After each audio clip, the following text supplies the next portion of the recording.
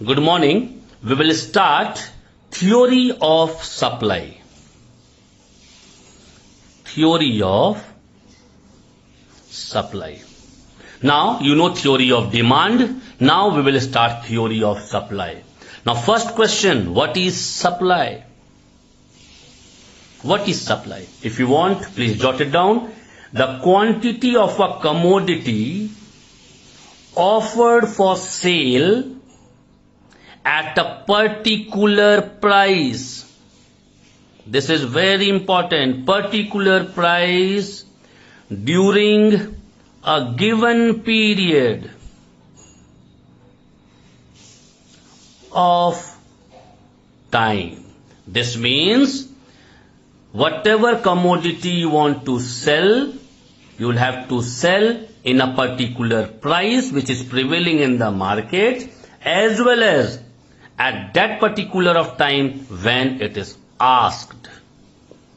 Clear? Many professors like Professor Mayer, Professor Benham, Murad, all they gave the same definition, only the way of writing.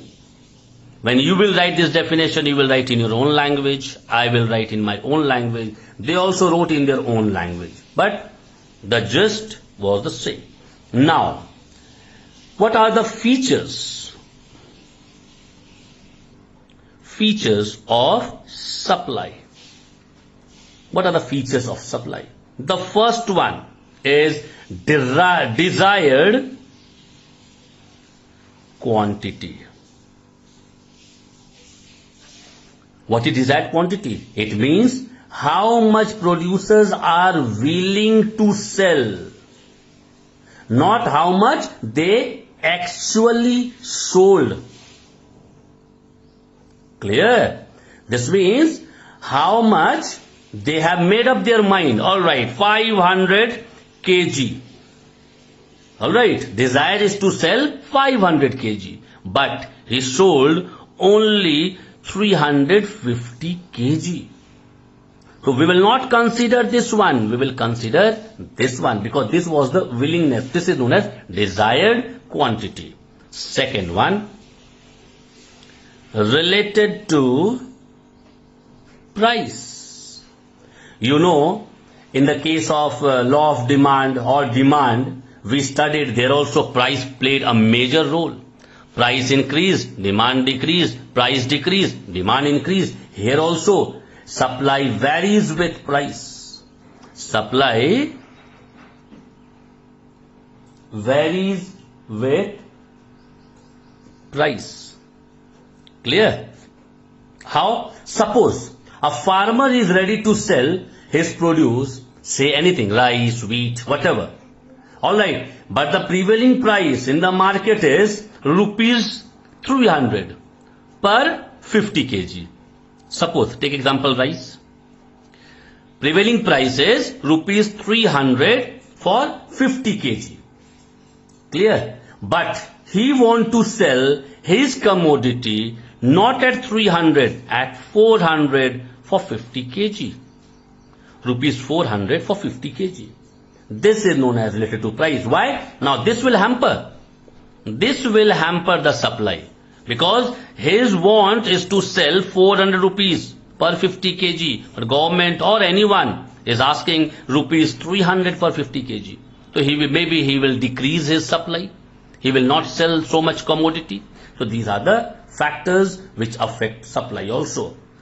Third one, very important, flow. Now what is flow? First, let me tell you, in exam sometimes they ask, supply is a flow variable. Explain. Supply is a flow variable. Explain. This question they ask. Clear? Now, what do you mean by this one? It means the producer or the seller are willing to sell during a specific time period of per day, per month, per quarter, per annum, whatever they want to sell in the particular time period. Remember this 2 point, particular price and the time period. This is very important. in supply. Today I require rice because I don't have rice at home, and tomorrow I am getting. What is the use then? This is very important. Two things you should remember: the prevailing price as well as the given period. This is known as flow variable. Next topic is stock. Now what is stock? If you want, again write it down. The total quantity of a commodity, the total quantity of a commodity that can be bought into the market for sale at a short notice. Short notice means intimation given, day after tomorrow we want in the market 500 kg of rice. Very short duration, because after 2 days only you will have to give in the market, because market is the place where we sell the commodity. You will have to give there 500 kg. Now this is known as stock. Why? Because I was having in my stock at home 500 kg or 1000 kg, and government asked only 500. I will take it out. I can hand over in a short notice. This is known as stock. Clear? Suppose 500 kg of sugar or rice, but he is ready to sell 200 kg. Remember, again he will be having in his stock 300 kg, because 500 kg was there, 200 kg he sold in the market in a short notice. 500 minus 200, that is 300 kg still is there in the stock. Clear?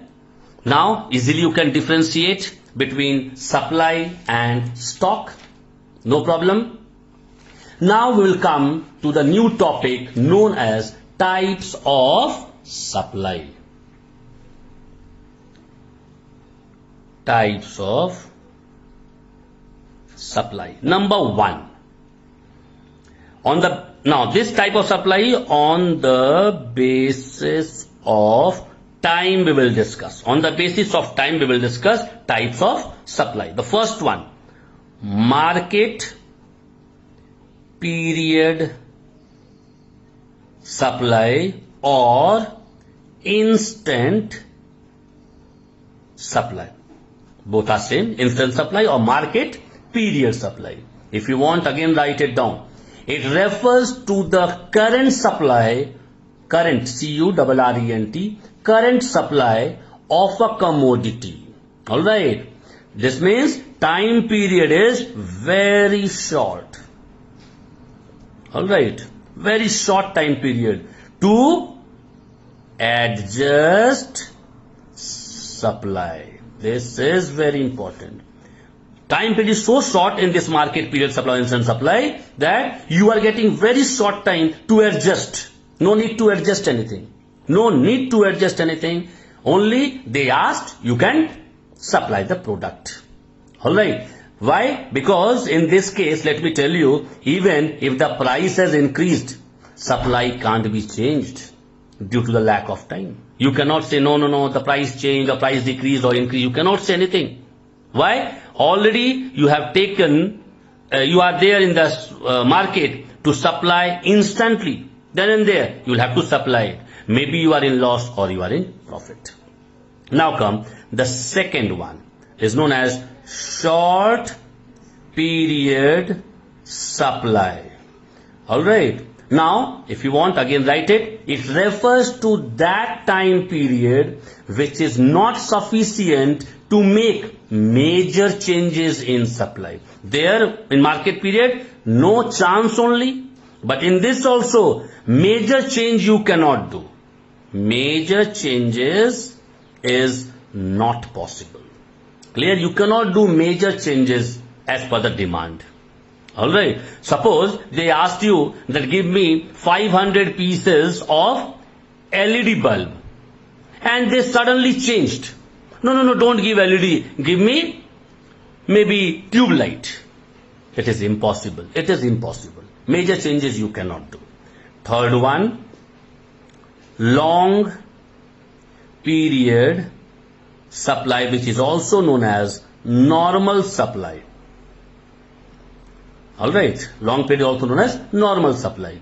Now, if you want, again write it. It refers to that time period which is sufficient to make any changes according to the requirement. Alright, suppose they want, no, I don't want from this outdated machine. You can change machine.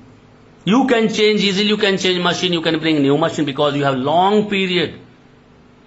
When people ordered you, I want this thing, 500 unit or 400 unit, and you have long time to give him, maybe after 4 months, 5 months, 6 months, you'll have to hand over. So easily you can change. So this is known as long period supply, or also known as normal supply. This means changes you can do. Now come individual supply. This is a different topic. Now this three on the basis of supply. Individual supply. Individual supply.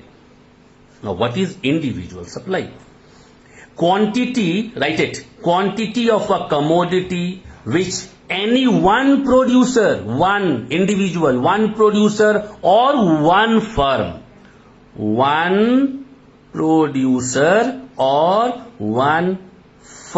is willing to produce and offer for sale at a particular price during a specified period. Supply, price and period will be there.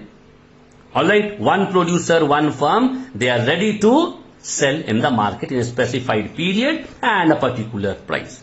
Now same, market supply. Market supply. Now what is market supply? If you want, write it. Quantity that all the firms, here I said one firm, so like this many firms are there. Firm number A, firm number B, firm number C, many are there. Quantity that all the firms in the market are willing to produce and offer for sale at a particular price during a specified period. The same thing. This means all the companies, three companies are there, A, B, C. They are producing sugar. Alright, sugar 30 rupees per kg, 50 kg, 60 kg, 70 kg. Now in market supply, we'll have to add 50 plus 60 plus. This means when we will add this one, it's coming 180 kg. 180 kg will be known as market supply. And alone when we will take 50 kg, it's the individual. Alone of B, it is an individual. Alone of C is an individual. Clear? Next day we will start new topic.